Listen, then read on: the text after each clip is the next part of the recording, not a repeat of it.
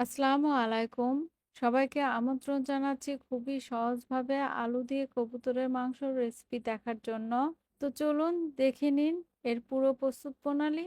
এখানে কবুতরের মাংস নিয়েছি আমি ২ টো। চামড়া সহ মাংসগুলো ছোট, ছোট করে কেটে নিয়েছি। এবার এর মধ্যে দিয়ে দিচ্ছি আলু। ছোট, ছোট দেশি লাল আলু আমি ২ ভাগ করে কেটে নিয়েছি। প্রায় ৮-১০ টির মতো হবে। এগুলো দেশি আলু সিদ্ধ হতে সময় লাগে, তাই মাংসের মধ্যে আলুটাও একসাথে দিয়ে দিলাম।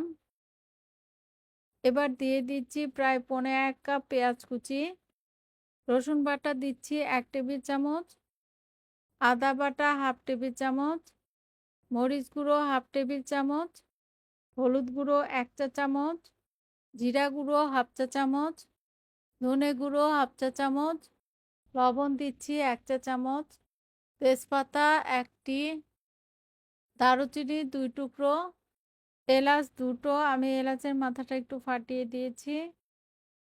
তেল 1/4 কাপ। এখন হাত দিয়ে মাংসের সাথে সবকিছুকে খুব ভালোভাবে কষলে, কষলে মাখিয়ে নিচ্ছি। ভালোভাবে মাখিয়ে নেওয়ার পর মাংসগুলো সিদ্ধর জন্য এর মধ্যে দিয়ে দিচ্ছি পানি ১ কাপ।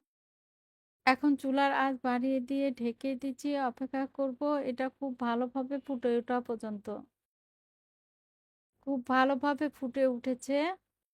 আবারও একটু নেড়ে-চেড়ে ঢেকে দিচ্ছি, অপেক্ষা করব মাংসগুলো খুব ভালোভাবে সিদ্ধ হওয়া পর্যন্ত।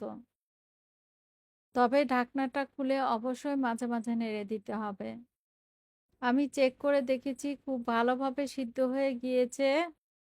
এখন ঢাকনাটা খোলা রেখে অনবরত নেড়ে, নেড়ে এটা কষিয়ে নিতে হবে। আমি চেক করে দেখেছি লবণটা কম মনে হচ্ছে, তাই আরও 1/2 চা চামচ লবণ দিয়ে দিচ্ছি।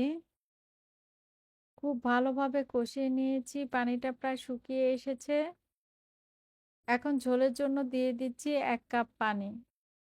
খুন্তিটা দিয়ে হাঁড়ির চারপাশে একটু পরিষ্কার করে নিয়ে ঢেকে দিচ্ছি, অপেক্ষা করব এটা খুব ভালোভাবে ফুটে ওঠা পর্যন্ত।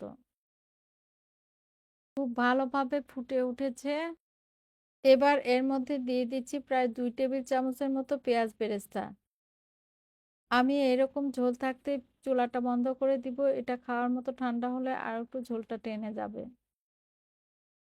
ব্যাস হয়ে গেল খুবই সহজভাবে আর মজাদার আলু দিয়ে কবুতরের মাংসের রেসিপি। আশা করি আমার আজকের রেসিপিটি আপনাদের কাছে অনেক ভালো লেগেছে। সবাই ভালো থাকবেন। আজ এই পর্যন্তই। আল্লাহ হাফেজ।